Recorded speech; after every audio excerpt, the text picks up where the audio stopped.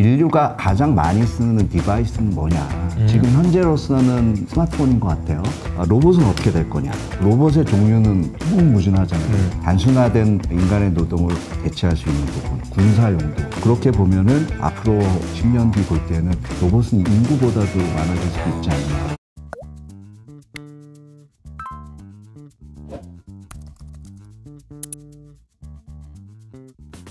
송종호 대표님 모시고 AI에 대한 이야기를 하니까 와, 깊이가 장난이 아닙니다. 정말 너무너무 흥미롭게 이야기를 하고 있는데요. 이번에는 잠깐 주제를 좀 AI 로봇 시장에 대한 이야기를 좀 해보려고 합니다. 네. 이게 국내 대기업이 로봇 업체에 대한 투자를 계속 하는데 이게 이제 어떤 내용인지 좀 소개 좀 부탁드리겠습니다. 저희가 앞서 이제 AI 쪽 얘기를 하면서 이제 로봇으로 왜 넘어오냐 이렇게 질문이 있으실 수도 있는데 사실은 이제 앞으로 AI가 결국 가장 많이 쓰일 디바이스가 뭐냐라고 보면은 이제 로봇으로 연결되는 것 같아요. 또 AI의 약간 서막 뭐 이런 건 뭐였냐 하면은 이제 테슬라의 자율주행이 된단 말이죠. 네. 그리고 그것들을 또 연결시켜서 테슬라가 지금 로봇을 내놓고 있으니까 이게 AI와 같이 연결되는 자율주행 시스템에는 엔비디아의 칩이 들어가죠. 도조 시스템이란 거에는 엔비디아의 칩이 들어갑니다. 그래서 이제 다 연결된 그런 맥락이고 한국 업체들, 국내 대기업들이 로봇 쪽에 투자를 굉장히 적극적으로 하게 됐습니다. 작년에 보면 이제 삼성이 레인보우 로보틱스, 이건 국내 회사지만 이게 2011년에 카이스트 오즈너 박사 창업한 그런 회사인데 2000 몇 년이요? 2011년이요.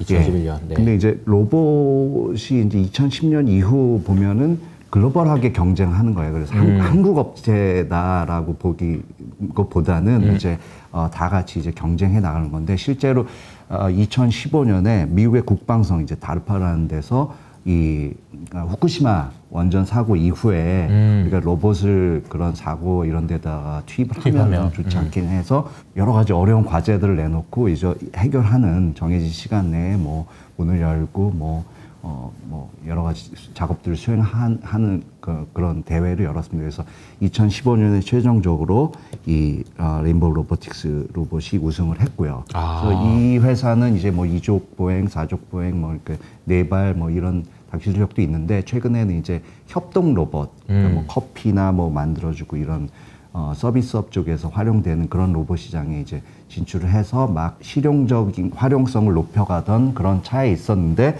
삼성이 여기 이제 투자를 한 겁니다. 그래서 1차로 이제 작년에 1차 600억 달러, 그 다음 300억 원 해가지고 전체 지분 15% 정도. 그때는 불과 시총이 한 5천억 정도밖에 안 됐죠. 그래서 이제 15% 했고 6년 내에 향후에 60%까지 확보할 수 있는 이제 콜옵션 보유하고 있습니다. 그래서 오늘 시가총액 봤는데 이제 3.7조, 네, 어마어마하게 커졌죠. 그 전에 현대차는 이제 2021년에 보스턴 다이내믹스 투자했습니다. 보스턴 다이내믹스는 뭐 많이들 아시겠지만 이제 MIT 교수들 주축이 돼서 만든 회사고 말씀드린 그 2015년 제날 로봇 대회에서 2등 했죠. 레인보우보다는 뒤처지만 엄청난 경쟁력이 있는 회사고 현대차가 앞으로 미래의 우리 사업은 자동차 50%, UAM이 30%, 로봇이 20%다. 이게 장기 비전이란 말이죠. 거기에 근거해서 이제 현대차가 투자를 한 것입니다. 근데 사실 보스턴 다이내믹스는 그 전에 이제 2013년에 구글이 먼저 인수를 했었고 그러다 다시 2017년 정도에 소프트뱅크가 인수했죠. 네. 소프트뱅크가 인수해서는 그 창고에서 이제 물건을 나르는 그런 그 로봇을 통해서 좀 매출을 일으키고 수익성을 찾겠다 했는데 결국 이제 여의치 않았는지 그런 상황에 적자가 났었는데 현대차 그룹이 이제 지분 80%를 그때 한 1.1조에 인수를 했습니다. 그래서 네. 현대차 또 정의선 회장도 투자를 하시고 뭐 모비스, 기아 이렇게 투자를 했죠. 현대차는 이뿐만 아니라 이제 보스턴의 AI 연구소를 설립하고 거기에 또 5천억을 또 따로 투자를 했습니다. 왜 AI 연구소 또 했을까라는 것들도 흥미로운데 사실은 이제 테슬라의 옵티머스 이런 움직이는 걸 보고 기계적인 로봇에서 좀 벗어나고 AI를 접목시켜야만 이 로봇에서 더 성공을 할 수 있다. 로봇 비즈니스에서. 또 네. 최근에 재미있는 거는 이제 LIG 넥스원이 네. 고스트 로보틱스 투자했습니다. 예, 지분 60% 2.4억 달러인데 그러니까 전체 가치는 약 4억 달러 가치니까 우리가 보스턴 다이내믹스에 비교할 때는 뭐 적당하게 산 것 같다 하는 거죠. 이 고스트 로보틱스는 이제 펜실버니아 교수들이 주축이 됐고, 뭐 보시면 얼마 전에 용산에 로봇 개가 왔다 했는데 이 고스트 로보틱스 제품이거든요. 근데 얘네들이 왜 경쟁력이 있나 하면은 전장 환경에서 실제 사족보행 로봇을 써보면 이게 만만치가 않단 말이죠. 이 지형도 만만치도 않고, 그 다음에 극한의 온도, 그다음에 작전 시간. 이 보스턴 다이내믹스 로봇들은 이제 잘 뛰어다니는데 네네네. 이제 한 2시간 지나면은 끼리릭 하고 하면은 작전 수행하다가 이게 죽어버리는 그런 문제가 성능이 있구나. 안 나오거든요. 근데 이 고스트 로보틱스 비전 60라는 건데 이 로봇이 어마어마합니다. 그래서 뭐 물속도 키트를 끼면은 왔다 갔다 할 수 있어요. 네. 그래서 이런 면에서 확실히 점수를 군사 기업들의 관점에서 보면 이 실제 전장에서 활용하는 건 고스트 로보틱스가 경쟁력이 있다라고 판단한 게 아닌가. 삼성전자, 현대차 그리고 LG 넥스원들이 각각이 그러니까 그 로봇 회사들을 의미 있는 지분을 매수하면서 그죠? 매수할 계획을 세우고 하는데 아까 잠시 이제 그 창고에서 이제 일을 시켜봤더니 뭐 별로 뭐 그래서 적자가 났다 이런 얘기를 해주시니까 떠오른 건데. 사실 그 로봇을 도입하겠다라는 것을 얘기할 때 가장 큰 허들이 되는 거는 제 생각에는 사람이 아닐까 싶어요. 그러니까 이제 로봇한테 그 창고에서 나르는 거 시키는 그 사람이 하면 더 싸. 이렇게 해버리면 할 말이 없는데 그렇죠. 제 생각에는 코로나가 많은 바꾼 것 중에 하나가 사람을 쓰는 것도 돈이 많이 들고 자꾸 나가고 짜증나고 이러니까 그럼 로봇으로 가야 되겠다. 지금은 돈이 들더라도 할 수 있다라는 생각을 하게 만든 거 아닌가 싶어가지고 저도 이제 사람 인건비에 대한 거죠. 이 부분이 높아진 게 로봇으로 관련된데 굉장히 큰 힘을 준 게 아닌가 싶어요. 그래서 대기업들이 로봇 업체 인수하는 이유에 대해서 우리가 좀 잘 알고 있어야 될 것 같아요. 그런 배경이 있다는 걸 알겠는데 그러면 대기업들은 이걸 왜 인수하나? 지금 현재 상태에서 현재 시점에서 각 회사들이 무슨 생각을 갖고 있을까 제가 볼 때 다 다를 것 같기는 합니다.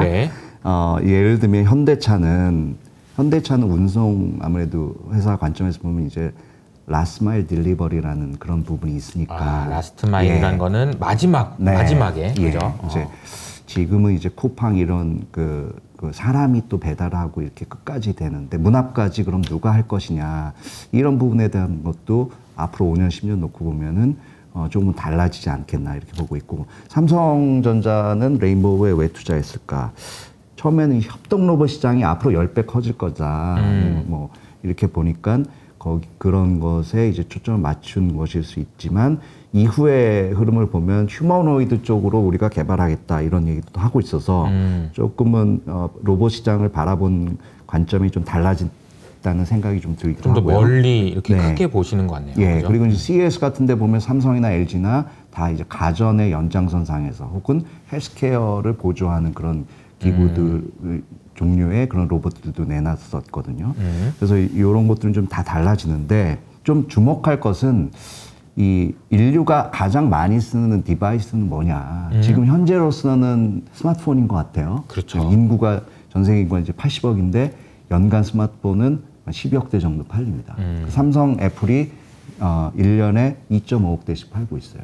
5억 대네요. 그만 해도. 그게 사실은 이제 가장 큰 거고, 뭐 PC도 있고 하지만 그만큼 많이 다 쓰는 건 아니고 모바일은 최소한 인당 하나씩은 다 쓰는데 로봇은 어떻게 될 거냐. 이게 또 로봇의 종류는 무궁무진하잖아요. 지금 서비스 쪽으로 해도 뭐 지금 얘기 나온 배달 로봇이나 뭐 협동 로봇, 뭐 치킨 튀겨주고 이런 것들도 다 할 수 있고 커피 뭐 이런 것도 마찬가지고 좀 단순화된 인간의 노동을 대체할 수 있는 부분. 그다음에 앞서 사족보행 로봇 얘기가 나왔지만 군사용도. 이 군사용도는 이제 인구도 줄어들고 징집도 어렵고 훈련시키기도 어려운데 이 로봇은 이제 투자를 계속하면은 이제 찍어내면 되는 거니까 이런 쪽도 어마어마한 그런 투자가 될 것 같고 그렇게 보면은 앞으로 뭐 10년 뒤 볼 때는 로봇은 인구보다도 많아질 수도 있지 않나.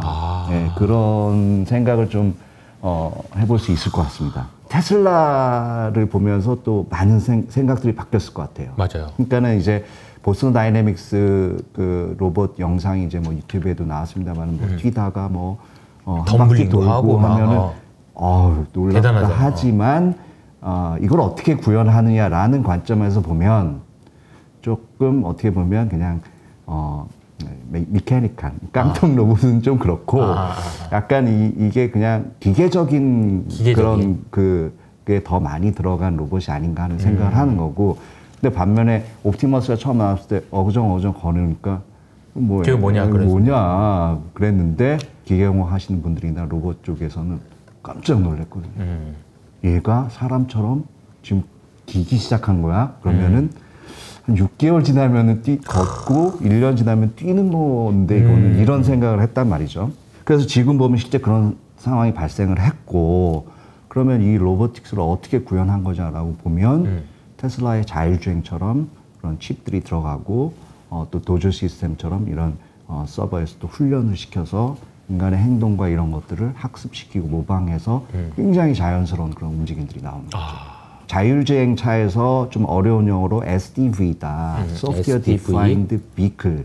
이렇게 그 비클이라는 거는 소프트웨어가 정의하는 거야. 네, 무슨 그렇죠. 하드웨어가 중요한 게 아니야. 그렇죠. 이런 얘기인 거죠. SDV라고 해서. 그러니까 그 기계공학과 출신들이 들으면 아주 기분 나쁘게. 야, 자동차는 엔진이지. 이런 사람들이 이렇게 듣기에는 야, 무슨 엔진이냐. 소프트웨어가 하는 거지. 이렇게 얘기하면 아주 기분 나쁜 SDV라는 그렇죠. 단어가 있습니다. 네. 지금 현재에서 전 세계에서 SDV는 누구야? 그러면 이제 테슬라밖에. 그렇죠. 소프트웨어 업데이트 하면은 이제 차가 바뀌는 거죠. 차가 바뀌는 생각하기 어려운 그런 건데 로봇 쪽도 이 용어는 그냥 제가 책에서 처음 쓴 게 아닌가 하는데 SDR이라는 게 궁극적으로 결국에는 AI 휴머노이드 로봇이 가야 할 그런 방향이 아닌가 이런 생각을 하고 아마 현대차 그룹이 AI 연구소에 투자를 하지 않겠나. 테슬라가 얘기하기에 자율주행 체계가 로봇 체계로 연결됩니다 이렇게 얘기를 하는데 거꾸로 생각하면 이 로봇 체계를 잘 구현할 수 있는 거는 자율주행으로 또 연결되는 거잖아요. 그렇기 때문에 현대차도 그런 방향에서 좀 투자를 하는 게 아닌가 이렇게 보고 있습니다. 그래서 결국에는 로보틱스라는 거는 AI와 맞닿을 수밖에 없고 AI를 가장 많이 쓰는 디바이스가 될 수밖에 없다. 그리고 특히 로봇은 그런 게 있는 것 같아요. 군집. 네. 그러니까 뭐 영화에도 나옵니다만은 막 그런 드론 같은 것들이 한꺼번에 움직이다가 네트워크가 끊어지니까 이제 다 죽어버리는데 안 죽으려면 여기 엣지에다 컴퓨터가 있어야 되는 거고 이제 어쨌든 그런 식으로 해서 전체를 컨트롤하고 하는 데 있어서 더더욱 SDR이라는 개념이 들어올 것이고 그렇게 되면 이제 사실 뭐 다른 저희가 뭐 이런 디바이스들을 10개, 100개, 1000개 모아서 움직일 일은 없잖아요. 그렇죠. 그런데 이제 로봇이라는 거는 그런 것들을 구현할 수 있는 부분이 있기 때문에 이게 좀 무서운 시장이 아닌가 싶습니다.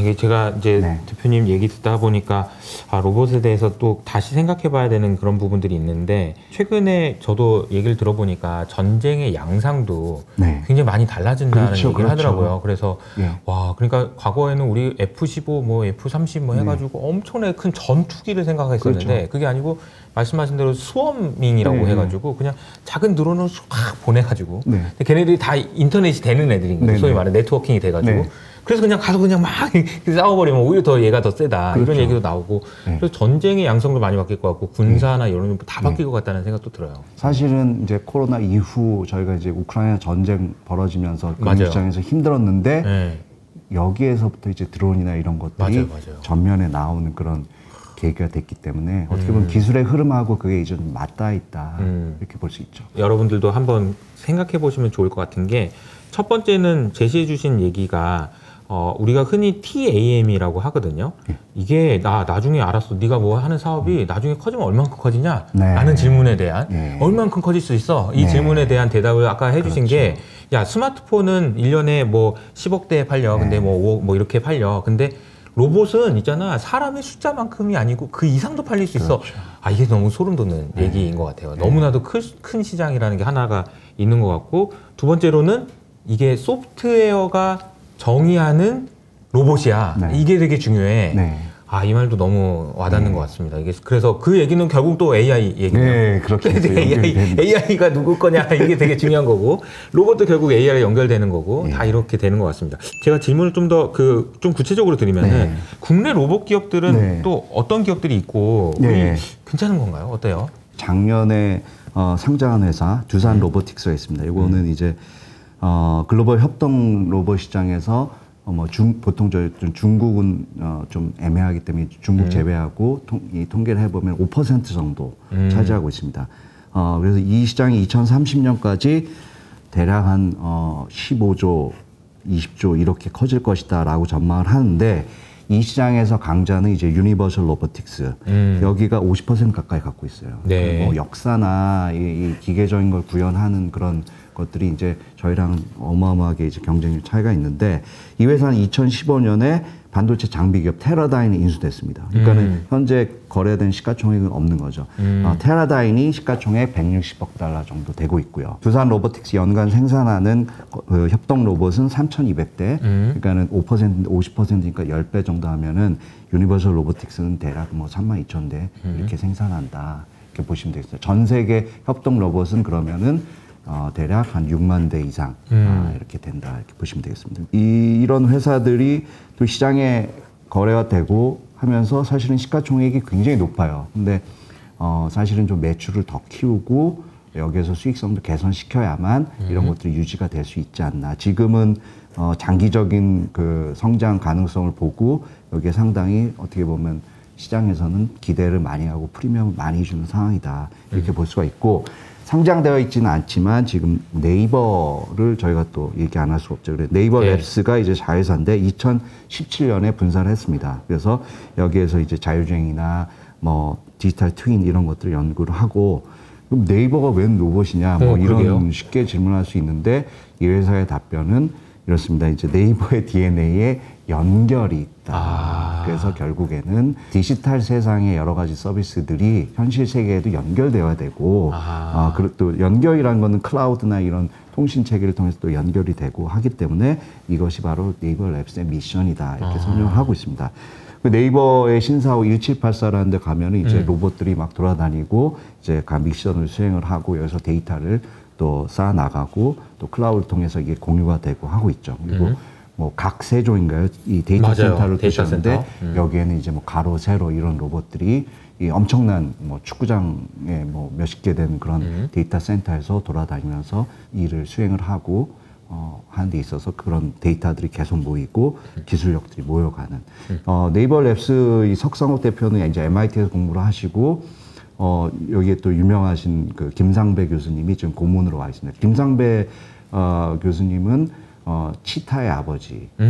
근데 그 치타가 이 로봇 시장에서 의미가 있는 거는 처음으로 이 전기 모터를 로봇에 쓴 거예요. 그러니까는 보스턴 다이내믹스랑 같이 이제 개발을 해서 보스턴 다이내믹스가 그 세계 재난 로봇 대회에서 지금 2등하고 막 뭐 빅독이라고 그래가지고 엄청나게 했는데 이게 드랍됐어요. 이 소리가 뭐 어마어마하게 칙 나고 뭐 이 유압식 모터에서 나오는 그런 것들을 했는데 왜 전기 모터 쓰면 안 되냐라는 이 어떤 콜럼버스 달걀 같은 질문을 하면서 이 로봇 업계에서 두각을 나타내신 교수님인데 이 교수님이 또 고문을 하시면서 네이버 랩스 여러 가지 연구 개발을 이끌고 있고 그러니까 지금 수면 아래에 있지만 네이버 랩스는 이 한국의 로보틱스 산업에 있어서 굉장한 한 축을 지금 준비하고 있다라고 생각을 하고 있습니다. 네, 야 이게 우리나라에서도 로봇에 대한 관심을 좀 계속 가져야 되겠다는 생각이 드는 것 같습니다. 근데 이게 항상 그렇지만 너무 비싸지 않아요? 너무 비쌀 수밖에 없어요. 이게 들어보면은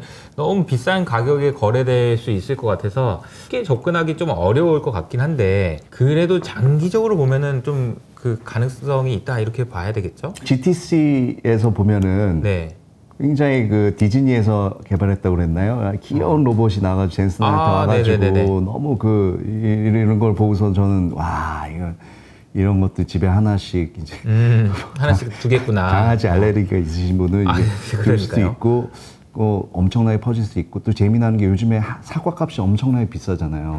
왜 이렇게 하냐 그러면 벌이 죽어서 그럼 벌이 이제 꽃 이거를 왔다 갔다 하면서 해야 되는데 로봇 벌들을 만들어서 그런 것들을 수행하면 어떻게 될까? 로봇 벌. 그러니까 뭐 아이디어라는 거는 절대 무궁무진하게 나니까. 그러니까요. 그러려면 이제 로봇 업계에서도 계속적으로 이런 새로운 아이디어, 아웃 오브 박스 하는 그런 생각들을 해야 되지 않나. 이게 어디까지 클 수 있니? 라는 그 질문이 주식시장에 너무 중요하잖아요. 네. 근데 로봇이라는 그 분야는 정말 무궁무진한 것 같다라는 네. 생각이 좀 드네요.